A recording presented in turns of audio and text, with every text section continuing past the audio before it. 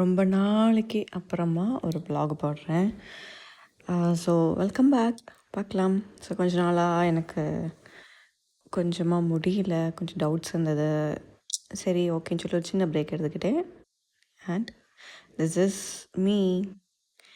So back to my routine. இது எப்படின்னா, as usual இதுக்கு முன்னாடி நிறைய தடவை 2-3 தடவை பாப்பா ஸ்கூலுக்கு அனுப்புனதுக்கப்புறமா ஹஸ்பண்ட் ஆஃபீஸ்க்கு அனுப்புனதுக்கப்புறமா நல்லா பண்ணுறேங்கிற போட்டிருப்பேன். அது கூட இதுவும் ஒரு நாள். இதுவுமே பாப்பாவும் ஸ்கூலுக்கு அனுப்பிட்டேன், ஹஸ்பண்ட் ஆஃபீஸ்க்கு அனுப்பிட்டேன். அவங்க 2 பேத்தையும் அனுப்புனதுக்கப்புறமா நான் என்னெல்லாம் பண்ணுறேன் அப்படிங்கிறது தான். இது கூட வரலட்சுமி விரதம்.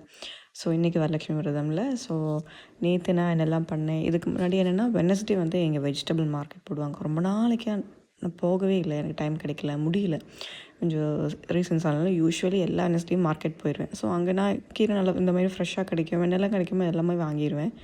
ஸோ ரொம்ப நாளாக எனக்கு போக முடியல. ஸோ போனேன். அதுக்கப்புறமா வரலட்சுமி விரதமும் இருந்தது. ஸோ ரெண்டும் சேர்த்து ஒரு vlog எடுக்கலாமே, ரொம்ப நாளாக நம்ம ஒரு பிரேக் கொடுக்குறோம், எடுத்துடலாமே சொல்லி எடுத்த ஒரு vlog தான் இது. ஸோ அங்கே vlogக்குள்ளே போகலாம். ஃபஸ்ட்டு வந்து வெனஸ்டே வந்து கீரை நல்லா ரொம்ப நாளாச்சு கீரை சாப்பிட்டு. ஏன்னா பக்கத்தில் இங்கே காய்கறி கடையில் கீரை கிடைக்கிறது இல்லை. மார்க்கெட் இந்த மாதிரி போனால் தான் இந்த மாதிரி ஃப்ரெஷ்ஷாக கீரை கிடைக்கிது. ஸோ கண்ணில் பார்த்ததும் ஃபஸ்ட்டு வாங்கிட்டேன். கீரை சாப்பிட்டு ரொம்ப நாளாச்சு அப்படின்னு சொல்லி வாங்கினதும் க்ளீன் பண்ணிட்டேன். ஏன்னா இது வந்து தேர்ஸ்டே க்ளீன் பண்ணுறேன். நான் வெனஸ்டே நைட்டு வாங்கினேன், தேர்ஸ்டே க்ளீன் பண்ணுறேன். ஏன்னா ஃப்ரைடே வரலட்சுமி ரொம்ப அன்றைக்கி கீரை சாப்பிடக்கூடாது. ஸோ சாட்டர்டேக்கு பண்ணிக்கலாம், க்ளீன் பண்ணி அதை வச்சிடலான்னு சொல்லி ஃபஸ்ட்டு அது அரைக்கீரை தான், அது கடைஞ்சிடலான்னு சொல்லி அதை நல்லா க்ளீன் பண்ணி எடுத்து வச்சுட்டேன். இந்த பக்கம் புதினாவும் நல்லா ஃப்ரெஷ்ஷாக இருந்தது. நல்லா நாட்டு புதினா அப்படின்னு சொல்லுவாங்கள்ல, நல்லா ஃப்ரெஷ்ஷாக பார்க்கும்போதே தெரியும் ஹைப்ரிட் இல்லை நாட்டுன்னு. ஸோ அது பார்த்ததும் எனக்கு ரொம்ப பிடிச்சது. அது நல்லா என்ன சொல்கிறது, ஒரு ரஸ்டிக் டேஸ்ட்டு கொடுக்கும் அந்த மின்ட்டு. எனக்கு ரொம்ப பிடிக்கும் அந்த மின்ட்டோட அந்த ஃப்ளேவர். ஸோ பார்க்க நல்லா இருக்கேன்னு சொல்லி அதுவும் நல்ல ஒரு பெரிய கட்டு வாங்கிட்டேன். ஸோ அதையும் க்ளீன் பண்ணலைன்னா அப்படியே விட்டுருவேன். அப்புறம் அது பாதிக்கு பாதி வேஸ்ட் ஆகிற மாதிரி. ஸோ அதையும் நல்லா ஃபஸ்ட்டு க்ளீன் பண்ணிவிட்டு சைட் பை சைடு என்ன பண்ணேன்னா 11 மணி ஆச்சு. சரி என்னோடய மில்க் ஷேக் அது குடிச்சிட்டே வேலை பார்த்துடலாம் அப்படின்னு சொல்லிட்டு இஞ்சி பூண்டு விழுதுக்கு இஞ்சி பூண்டு முடிஞ்சு. ஸோ அதுக்கும் வாங்கியிருந்தேன். ஸோ அது கையோடு நான் பண்ணதான் உண்டு. இல்லைன்னா என்ன பண்ணுவேன்னா ஒரு தடையும் பக்கத்தில் என்ன பண்ணேன்னா, ஆல்ரெடி இது வாங்கி 2-3 நாள் ஆச்சு. ஆனால் அது க்ளீன் பண்ணுறதுக்கு எனக்கு ஒரு பக்கம் சோம்பேறித்தனம்னு சொல்லலாம், ஒரு பக்கம் டைம் கிடைக்கலன்னு சொல்லலாம், ரெண்டுமே இருக்குது. ஸோ இஞ்சி பூண்டு பேஸ்ட்டு வெளியே வாங்கி தான் யூஸ் பண்ணிருந்தேன். எனக்கு அது சுத்தமாக பிடிக்கல. எனக்கு டேஸ்ட்டே எனக்கு என்னமோ எப்போவுமே வீட்டிலேயே செஞ்சு இஞ்சி பூண்டு பேஸ்ட்டே சமையலில் யூஸ் பண்ணி பழகிருச்சா, இந்த மாதிரி வெளியே வாங்கி யூஸ் பண்ண பழக்கம் இல்லை. ஸோ அது சாப்பாட்டில் யூஸ் பண்ணவே எனக்கு அது சுத்தமாக பிடிக்கல. ஸோ அது பிளெண்டான மாதிரியே இல்லை, என்னமோ ஒரு கெமிக்கல் மாதிரி இருந்தது. சரின்னு சொல்லிட்டு அதை வேணான்னு சொல்லிவிட்டு கையோடு இது முடிச்சிடறான்னு சொல்லி அதுக்கும் இஞ்சி பூண்டு பேஸ்ட் எல்லாத்தையும் எடுத்து நல்லா க்ளீன் பண்ணி கட் பண்ணி எடுத்துக்கிட்டேன். என்ன பண்ணுவேன்னா, இந்த மாதிரி க்ளீன் நான் எப்படி ஒரு சிலர் ஒரு மாதிரி பண்ணுவாங்க. நிறைய பேர் நான் இந்த இஞ்சியை வந்து பாயத்தோலோடு போடுறது பார்த்துருக்கேன். ஆனால் எனக்கு தெரிஞ்ச வரைக்கும் நான் என்னோடய அம்மா மாமியார் எல்லோரும் பார்க்கும்போது தோல் போடக்கூடாது அப்படின்னு சொல்லி கேள்விப்பட்டிருக்கேன். ஸோ நான் மேக்ஸிமம் தோலெல்லாம் எடுத்துட்டு இந்த மாதிரி இஞ்சி ஃபுல்லாக கட் பண்ணிடுவேன். குட்டினா ஓரளவுக்கு மீடியம் சைஸில் கட் பண்ணிடுவேன். பூண்டு வந்து எதெல்லாம் பெருசாக இருக்கோ அது மட்டும் கட் பண்ணிக்கிட்டேன். மற்றதெல்லாம் அப்படி மிக்ஸி ஜாரில் போட்டுக்கிட்டேன். ஃபஸ்ட்டு நான் நினச்சேன் இது போதும்னு நினச்சேன் இந்த ஜாரு. ஆனால் அது போடும்போது எனக்கு ஒரு டவுட் இருந்தது, ஃபுல்லாக வருதே, கரெக்டாக வருமா, இல்லைன்னா இதை வெளியே வந்துடுமா அப்படிங்கிற டவுட் இருந்தது. சரி இந்த மிக்ஸி ஜார் வந்து புது மிக்ஸி ஜார், சிலது அப்படி ப்ரெஸ் ஆகணும் இல்லை, அப்படி லாக் போடுற சிஸ்டம் இந்த இது. ஸோ வருமானு டவுட்டில் தான் இருந்தேன். ஸோ ஃபைனலாக ஃபுல்லாக வந்துச்சு, கரெக்டாக இருந்தது. நல்லா அரைச்சி எடுத்தது, ஃப்ரெஷ்லி மேடு ஜிஞ்சர் கார்லிக் பேஸ்ட். இதோட ஸ்மெல் இருக்கே சூப்பராக, எனக்கு இந்த மாதிரி இதெல்லாம் ரொம்ப பிடிக்கும். ஸோ அதை பண்ணி எடுத்து ரெடி பண்ணி வச்சுட்டேன். இன்னும் ஒரு எக்ஸாக்ட்லி ஒரு 1 மந்த்துக்கு எனக்கு இது சாலிடாக வரும். அதனால் எனக்கு இது பிரச்சனையே இல்லை. ஸோ அது எல்லாத்தையும் எடுத்து நல்லா ஃப்ரெஷ்ஷாக எடுத்து வச்சுட்டேன்.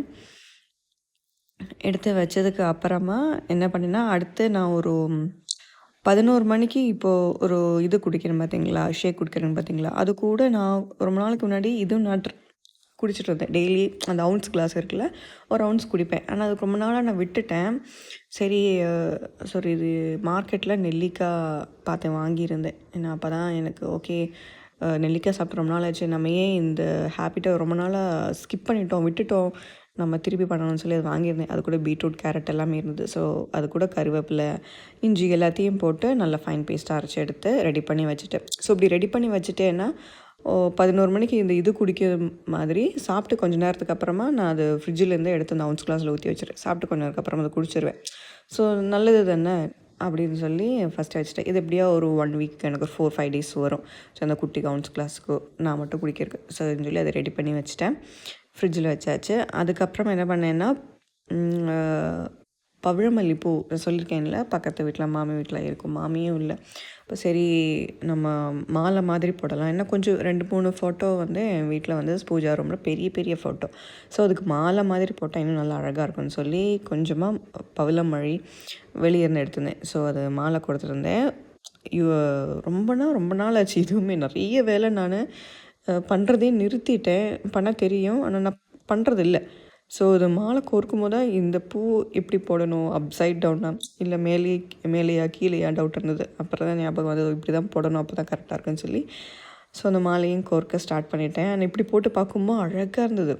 ஃபஸ்ட்டு நம்ம நினைப்போம் இது லைனாக வச்சு விட்டுறலாம், அப்படி போட்டுடலாம் அப்படின்னு நினைப்பேன். ஆனால் அது மாலை நல்லா கோர்த்து ஃபோட்டோவில் பூஜா ரூமில் சாமிக்கு போட்டு பாருங்கள், சூப்பராக இருக்கும், அழகாக இருக்கும் பார்க்குறக்கு. ஒரு நாள் மாலை போட்டு அந்த பவிழமல்லியோட ஸ்மெல்லு இருக்கே, சூப்பர் ஸ்மெல். பார்த்தீங்களா, மாலை ரெடி ஆயிடுச்சு. ஸோ ஒரு ஃபோட்டோக்கு மாலை ரெடி ஆயிடுச்சு.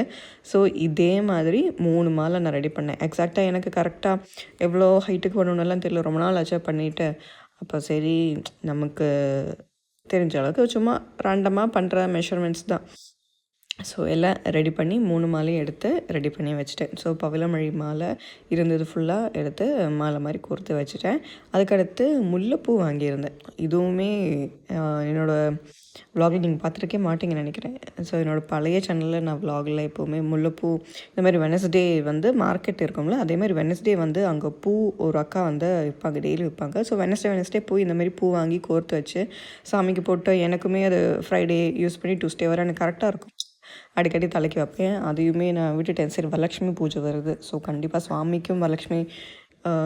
சுவாமிக்கும் வேணும், எனக்கும் வேணும் அப்படின்னு சொல்லிவிட்டு சரி கையோடு வாங்கிட்டு வந்தேன். இது வந்து 120 ருபீஸ் எனக்கு இதாச்சு. இல்லைன்னா நான் வாங்கும்போது நினச்சேன் 120 ருபீஸா அப்படின்னு நினச்சேன்.